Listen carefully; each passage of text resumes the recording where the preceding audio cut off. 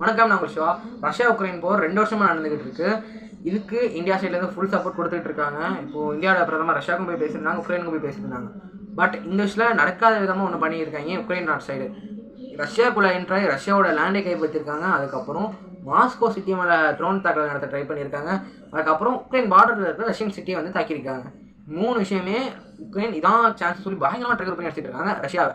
இது ரஷ்யா சொல்லிச்சு, எங்களுடைய நட்பு நல்லா சொன்னாங்க இந்த போர் நிறுத்திடணும்ட்டு. நானும் அதை பற்றி யோசிச்சோம். பட் நீங்கள் என் இடத்துக்குள்ள என்ன அடிக்க ஆரம்பிச்சிட்டீங்களா, இதுக்கப்புறம் உங்களுக்கு ஃபுல் ஸ்டாப் வைக்காம அங்கே உக்ரைன் நோட்டு போகிறதா இல்லை அப்படின்னு அந்த நாட்டுடைய அதிபர் புட்டினும் சொல்லியிருக்காரு. டிஃபென்ஸ் மினிஸ்டர் எல்லாரும் சம போதில் இருக்காங்க உக்ரைன் மேலே. ஆக்சுவலி இது உலக போர்னே சொல்லலாம். ஏன்னா அந்த side NATO, European union, American மொத்த ராணுவம் உக்ரைன் சைடு ரஷ்யா உலகத்தில் 2வது மிகப்பெரிய ராணுவம் கொண்ட நாடு, உலகத்துலேயும் ஃபர்ஸ்ட் பிகஸ்ட் கண்ட்ரி இந்த வேர்ல்டு. ஓகேங்களா, இவ்வளோ பெரிய நாடு ஒரு உலகத்தை சமாளிச்சுக்கிட்டு இருக்கு. ஆக்சுவலாக இதை பற்றி உங்களுக்கு ஃபுல் வீடியோ வேணும்னா டிஸ்கிரிப்ஷனில் கொடுக்குறேன், இல்லை கமெண்டில் ஃபஸ்ட் கமெண்டில் பின் பண்ணி வைக்கிறேன்.